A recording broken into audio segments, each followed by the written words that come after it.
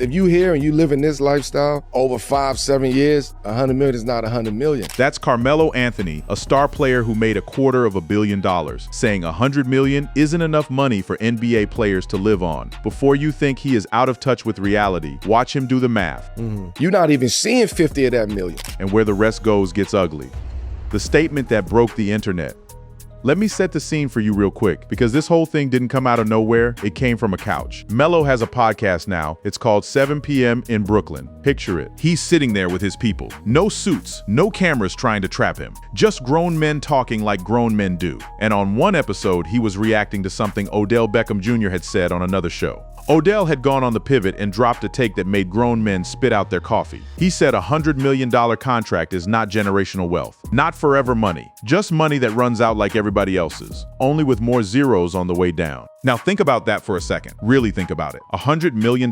That's more than most towns will ever see in a lifetime. That's private jet money. That's buy your mama a mansion and still have change money. That's the number little kids dream about when they're shooting on a bent rim in the driveway. And here's a man who actually had it, telling the world it won't last a lifetime. So of course the internet grabbed the torches. Of course they came for him. Because from the outside, it sounds insane. It sounds spoiled. It sounds like a man who's forgotten what a normal light bill even feels like. But that's the trap with this whole story. It only sounds crazy until somebody actually does the arithmetic in front of you. And that's what makes this clip different from every other rich guy complains moment you've ever scrolled past. Melo didn't get emotional. He got a pen. And when you've sacrificed your whole life to get here, I always explain this to people, like, bro, you give somebody a 5-year, $100 million contract, right? What is it really? The people online weren't hearing it, and I get it. When you're working a normal job, hearing a millionaire complain about millions feels like a slap. But then Melo pulled up, and instead of defending his boy with feelings, he defended him with a calculator. That's what made this different. That's what made it go viral. Because Melo didn't just agree with Odell, he showed the receipts. He starts slow. He wants you to understand the trick first. The trick is the headline number. $100 million. That's $100 million. Let's not get that. Not 100. But it's not really $100 million in over a 5-year span. Hear how careful he is. He's not saying 100 million isn't a lot. He's saying it isn't what you think it is. And to prove it, he goes straight for the biggest lie in sports. Pay attention, y'all. Right? Like you talking about taking 58 to 60%, 58% or 48%, half your check. You hear that? Before he even talks about houses or cars, he's already telling you half the money is gone, just gone, and he's not making it up to sound smart. This is the part the headlines never print. When they flash $100 million deal across the bottom of the screen, that's the gross. That's the number before anybody touches it, and a whole lot of hands are about to touch it. Here's the thing that flips people upside down. A $100 million deal usually isn't $100 million in your pocket in year one. It's spread out over 4 or 5 years. So in Melo's simple example, that's 10 million a year, not 100 all at once, and 10 million a year sounds beautiful. Until the man does the next part of the math, watch how calm he is when he says it. Right, so that 10 goes to 5 over 5 years, right? So now within that 5, now you got other taxes that you gotta pay. That 10 turns into 5, cut in half. And he's not done, because after Uncle Sam takes his federal bite, there's a whole other monster waiting. A monster most fans have never even heard of, and Melo names it in one breath. Pay taxes in every state you play in. Right, so now you got taxes alone that's gonna hit you.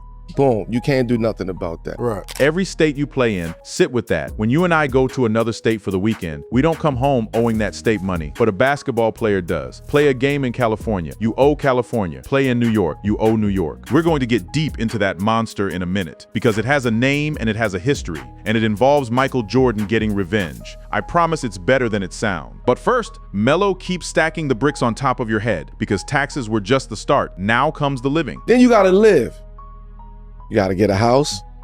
You're gonna take care of your moms. 4% agent fee. You got your agency fee, right? You catch all 4 of those in one sentence: a place to live, a house for the family, taking care of mom, and the agent's cut. Let's slow down on each one, because this is where the number really starts bleeding out. A place to live isn't one apartment. For a lot of these guys, it's a home in the city where the team plays, plus a home back where they grew up, usually for the family, plus maybe a spot to escape to. Every one of those has a mortgage, property taxes, staff, and upkeep that never sleeps. Then the house for mom, then taking care of mom on top of the house, and then the agent, That last one is real, and it's not small. In the NBA, an agent can take up to 4% of a contract. On a $100 million deal, that's $4 million gone to the man who negotiated it, and that's before a single light bill gets paid. That's before food. That's before the accountant, the lawyer, the financial advisor, the security. Every one of them has their hand out, and every one of them is technically necessary. This isn't waste. This is just the cost of being the guy. So now Melo lands the punchline, the one that made the clip explode across every timeline in America. All of this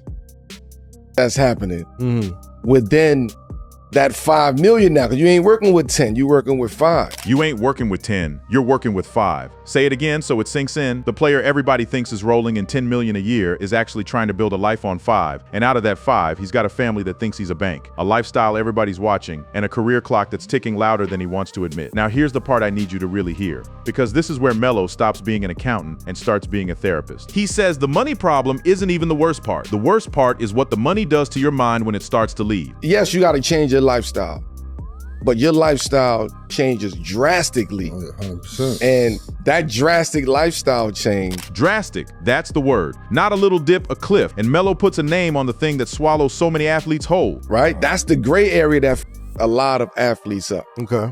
Because they sit in this space of transitioning from having this to now gotta budget on a day-to-day basis. The gray area, that empty middle space between I had everything and now I have a budget, that's where guys get lost. And here's a man who earned at the very top of the game telling you that space is where careers, marriages, and minds go to die. He's not complaining, he's warning you. And listen, before you decide Melo is just another rich guy crying about being rich, understand who's saying this. This isn't a broke man making excuses. This is a Hall of Famer. This is a 19-year veteran who earned at the very top of the sport, and unlike a lot of the men we're about to meet later, actually kept his money. So when he says 100 million isn't 100 million, he's not guessing from the cheap seats. He lived it. He watched it happen to friends. The question isn't whether he believes it. The question is whether the math actually backs him up, because the internet said he was wrong. The internet said this was just millionaires being greedy, out of touch, spoiled. So I did the boring thing that nobody in the comments did. I went and checked every single number he threw out, every tax, every fee, every hidden charge with a weird name. I built the whole $100 million contract back up from scratch to see if it really shrinks the way he says it does. And what I found does not make Melo look greedy at all. It makes him look like the one person in the room who was actually telling the truth. Let me show you, step by step, exactly where $100 million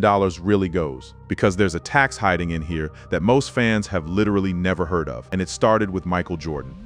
The math that proves him right. All right, deep breath. Let's build a $100 million contract from scratch and watch it shrink in front of your eyes. No opinions, just numbers. And I want you to keep score at home. We'll use Melo's own example, so it's fair. 100 million spread over 5 years. That's 20 million a year on paper. Beautiful number. Now let's start peeling. First cut, and it's the one nobody sees coming, is a thing the NBA does to your check before taxes even show up. It's called escrow. The league quietly holds back around 10% of every player's salary during the season. It's a rule baked right into the deal between the players and the league. Think of it like the league keeping 10 cents on every dollar in a jar, just in case the money at the end of the year doesn't add up the way they hoped. At the end of the season, they do some math and give some of it back, but not always all of it. In one recent season, the players only kept about 91% of what that escrow held. And the bigger your check, the bigger the sting. The very top earners that year each gave up several $million just to that escrow reconciliation. Millions off the top, before a single tax form is ever filled out. So already our 20 million is a little lighter, and Uncle Sam hasn't even walked in the room yet. So already 20 million isn't 20 million. Now comes the big one, taxes. For a player making this kind of money, most of it lands in the very top federal tax bracket, which sits at 37%. Read that slow. Almost 40 cents of every top dollar goes to the federal government before the player buys a stick of gum. That alone would make most people sit down. But we're not close to done, because now we meet the monster Melo warned you about, the one that hides in plain sight, the jock tax. Here's the deal, and it's wild once you understand it. When a player performs in another state, that state taxes him on the money he earned while he was there, not his home state. That state, think about how insane that is compared to your life. You drive to the next state for a wedding. You come home, nobody sends you a tax bill, but a basketball player flies into California, plays 2 hours of basketball, and California says, you made money on our soil, pay up. So a player suits up in maybe 15, 20 different states across a single season, and every one of them wants a slice. They figure it out with something called duty days, which counts games games, practices, even travel days. They basically count how many working days you spent inside their border, divide it by your whole season, and tax that chunk of your salary. Do that 15, 20 times over, and your accountant ends up filing tax returns in a dozen or more states in 1 year. Some players end up filing in 15 to 20 different places. That's not a tax bill. That's a part-time job just to stay legal. And you want to know how this even started. This is my favorite part. Remember when Melo said this? Pay taxes in every state you play in. Right, so now you got taxes alone that's going to hit you. Boom, you can't do nothing about that. Right. Well, that every state you play in line has a wild origin story because it goes back to Michael Jordan. In 1991, after the Bulls beat the Lakers for the title, California taxed the visiting Chicago players on the money they made playing games in California. Illinois didn't take that lying down. Illinois fired back with its own tax on players from any state that taxed Illinois athletes, and people started calling it Michael Jordan's revenge. And once states saw how easy it was to tax rich athletes with public schedules, everybody jumped in today. 41 states have some version of the jock tax. Now stack it up. Federal takes its 37. Your home state takes its cut if you live somewhere with income tax, and every road state takes a bite too. In the ugly scenarios, high tax team, high tax home, heavy road schedule, the total bite can climb toward 50 to 55% of the money. Suddenly, Melo's half your check line isn't dramatic, it's just accurate. This is exactly why smart players set up home in states like Florida and Texas where there's no state income tax. But even then, the road games still trigger the jock tax everywhere they play. So let's keep score. 20 million on paper, escrow shaves it. Federal takes a third and change. Jock taxes chew through the rest across a dozen states. Then that 4% agent fee Melo mentioned. Then the accountants and lawyers you have to hire just to file all those returns. By the time the dust clears, that gross number is often cut down to somewhere in the range of 40 to 50% of where it started. Melo said the 10 becomes 5. He wasn't being dramatic, he was rounding. And here's the wildest part. We haven't spent $1 on living yet. Now let's bring in the man who started this whole conversation because Odell said the exact same thing with a different accent. It's 5 years for 60. You're getting taxed. Do the math. That's 12 a year that you have to spend. Same math, different mouth. And when Odell finished breaking it down, he said the thing that ties a bow on the whole argument. Signed for $100 million? You don't keep $100 million. Taxes, agents, managers, trainers, and let's assume that money was guaranteed. That $100 million quickly becomes $40 million. 100 becomes 40. That's not a hater's opinion. That's a man who lived it doing arithmetic on camera. And it lines up almost perfectly with what the tax breakdowns show. But taxes and fees are only half of Melo's point. The other half is the part that has nothing to do with the government. It's the people. And on this, Melo isn't alone. Sir Charles Barkley has been screaming about it for years. And Barkley didn't learn it in a classroom. He learned it from the mother of another NBA legend. Do not start taking care of your family and friends because number one, they're never gonna stop. And it's going to ruin all your relationships. I said, what do you mean? That advice came to Barkley early, and he says it saved his life. Because the moment you start handing out money to family and friends, Barkley says 2 things happen. They never stop asking, and the first time you say no, they act like you betrayed them. That's the family tax nobody puts on a contract, but it drains millions all the same. And it's not just Barkley. John Stockton, a Hall of Famer who made his money without ever chasing flash, has said basically the same thing about how players go broke. Stockton points to taxes, to divorces that cut your money in half, and to spending big on things like cars and jewelry that lose value the second you drive off the lot. Different era, different player. Exact same warning. So let's total it up honestly. The government takes its half. The agents and lawyers take their slice. And then family, lifestyle, and life itself take another huge bite out of what's left. And remember, the average NBA career is short. We're talking somewhere around 4.5 to 5 years for the average player. So this money, whatever survives the shredder, might have to stretch across 50 more years of life. That's the case Melo was making, not poor me, more like wake up, and every number checks out. So maybe he wasn't wrong at all. Maybe the people yelling at him just never did the math. But here's where the story turns dark, because being right on paper is one thing. What happens to the men who learned this lesson too late is another thing entirely, and it's not pretty. Let me introduce you to the graveyard. The graveyard of broke millionaires. Everything Melo said sounds like theory until you see a face on it. So let me show you the faces. These are men who signed the big deals, felt like the world was theirs, and then watched it all vanish. And once you meet them, you'll understand why Melo's warning didn't sound greedy to anybody who's been through it. Start with Antoine Walker, 13 years in the league, an all-star, a champion. He earned somewhere north of $108 million playing basketball, $108 million, and roughly 2 years after his last game, he filed for bankruptcy, not struggling bankruptcy. And when he sat down to explain how, he didn't blame anybody but himself. Well, I had a financial advisor, I had a guy that was handling my money, but as any young arrogant kid. I didn't want to listen to him. Didn't want to listen. He had the right people in the room. He just knew better, or thought he did. And so the money went the way money goes when nobody's steering. It went to the lifestyle. It went to the trips and the cars and the people. And then it went somewhere even worse. I lost a significant portion of money gambling. I used to go to Vegas and gamble. Gambling, and that wasn't even the knockout punch. The knockout punch was the one thing that always looks smart until it isn't. I lost the bulk of my money investing in real estate, in which in 2007, 2008, we went through the recession. Real estate right before the whole world's real estate collapsed. Walker had personally guaranteed a pile of property deals. And when the 2008 crash hit, they took him down with them. And on top of that, he'd spent millions moving family and friends into better lives, which sounds beautiful, and it is, until the checks stop and the expenses don't. Now hear Antoine Walker's biggest regret, because it's the whole video in one sentence. He talks about the moment he had to face what he'd done. I wanted to come out and basically try to teach guys, not just necessarily athletes, but just people in general, about having a lot of money.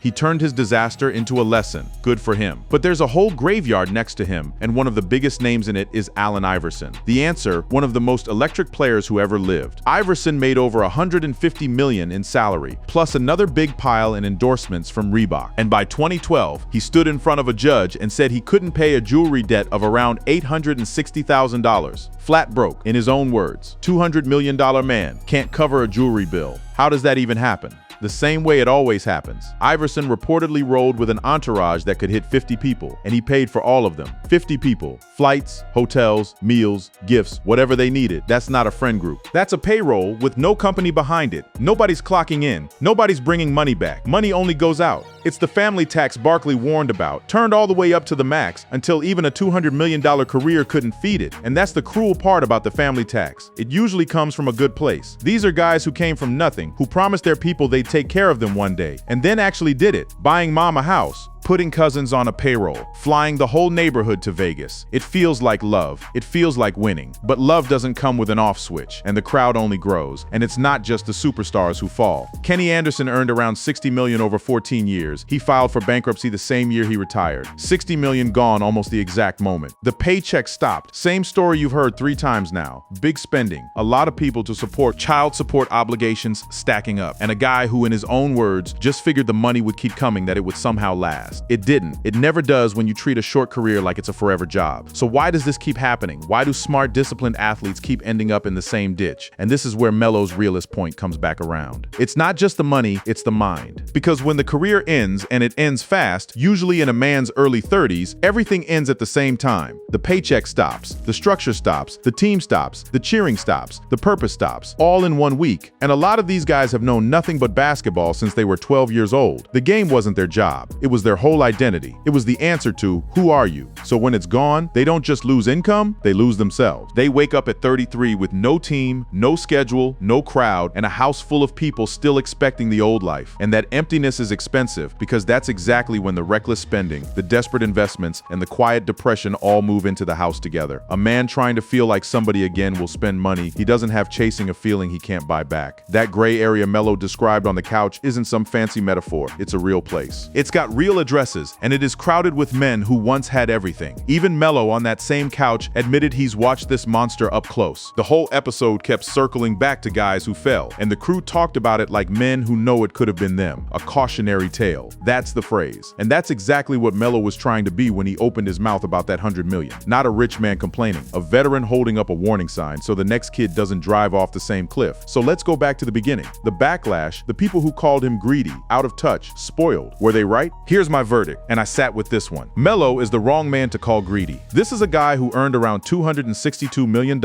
over 19 seasons. And unlike the men in that graveyard, held on to it. He built a brand. He set up a life after basketball. He is living, breathing proof that it can be done. So when he says $100 million isn't enough on its own, he's not saying it because he's spoiled. He's saying it because he watched too many brothers believe the headline number and get destroyed by the fine print. The truth is, both things are true at once. $100 million is a staggering, life-changing, once-in-a-generation amount of money. And it is also not a magic spell that makes you rich forever. Taxes cut it, agents cut it, the jock tax cuts it, family cuts it, time cuts it. And if you don't respect every single one of those cuts, the biggest contract in the world can still leave you standing in front of a judge, broke. Melo wasn't telling you 100 million is small. He was telling you it's fragile, and the people who laughed at him, a lot of them are the exact people who'd blow through it in 3 years flat. So the next time you see a big contract flash across the screen and you feel that little sting of jealousy, remember the man doing the math on that couch? Remember the 10 that becomes 5. Remember the graveyard, and ask yourself the only question that actually matters. Not how much did he make, but how much did he get to keep? That's the difference between rich and rich for life. And Melo, the man everybody wanted to drag, might be the only one who told you the truth. Click on one of the cards on your screen to see more videos like this.